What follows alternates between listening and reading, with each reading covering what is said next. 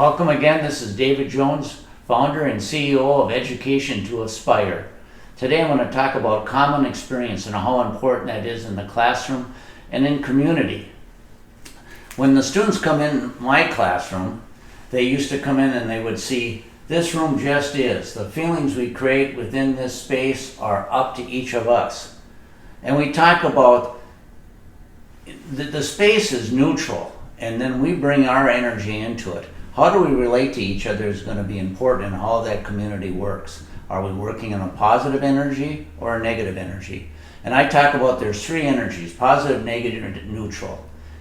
Positive energy is able to work in cooperative groups. Not only is worried about self and how they're improving, but is also worried about community and what they can do to help the community better.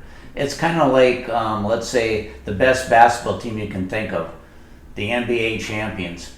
They have a skill of really working together. Yes, they have individual stars, but the stars also have their role, and the supporting players know their role, so they work together to be successful. That's what you're trying to do in a classroom, especially if you're working towards being an exemplary teacher. But my students, to be exemplary, I always told them, when you're done with your work, what can you do to support the other people in the classroom with theirs? The second thing is, practice makes perfect? No. Practice perfect makes perfect. If you're practicing over and over again, but it's not the right thing, if you're training your brain, but you're not training your brain the correct way, then your practice isn't helping you. So you really want to make sure your practice is the right kind of practice, and that practice leads to perfection. You're celebrating each other's gifts. I would suggest, if you're a classroom teacher or a parent, if a student is good at, let's say, art, then they are in charge of helping others when you're doing things that are related to the artwork. If you have somebody that's good in math, let them lead in the relating to each of the students in their work. So in this way, each student feels empowered and they feel invested in the community and in the classroom. We all have a gift to share. Again, going back to what we talked about already in Howard Gardner's Multiple Intelligences, we all have a gift to share, and make sure every student is aware of what that gift is. Find your talent. Again, have discussions and reminders all the time about what is the talent that student has. What will your gift be to others? Once you've identified your gift and you're working on your gift, what do you do to share that with other people in your community? And again, a statement: share your gifts with others. One of the things I'd like to do in my classroom was make sure that the room was identified for the students. Even when I was teaching in middle school in science or math, I had the students do some project where their names or something they did was put into the room. So one of the examples I'd like to do was name art, and here's how that looks, where a student would do a three-dimensional work of their name, and then we'd put it up on the walls, and they'd have each period would have their name up on the wall. That way they could identify that this is my space. It's a great community builder. Another example is to take common experiences so you can go back to them. One of them I love to do was to say this. I wrote on the board, the goal today is to get as many M&Ms as you can. Here's how you're going to do it. I parity everybody up for arm wrestling.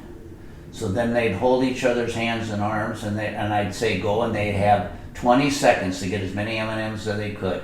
Every time you push down and get all the way down, that's one M&M. Then come back up, push down again, that's two M&Ms. If the other person pushes down, they get one M&M. And you would do that for 20 seconds. At the end of the 20 seconds, I would ask all the students, how many M&Ms did you get? Some students would say, and by the way, I told them they're all going to get some for performing an act and taking part in this activity. Then I'd ask them how many they get. Some would get 5 or 6, some would get 0, some would get maybe as many as 8 to 10. Then I'd call a student up and I'd say, okay, let's do this. We're going to both allow each other to move the arm. So we go 1, 2, 3, 4, 5, 6, 7, 8, 9, 10, 11, 12, 13, 14, 15, 16, 17, 18, 19, 20, 21, and so on for 20 seconds. We'd get about 40 M&Ms. The students would be like, wait a minute.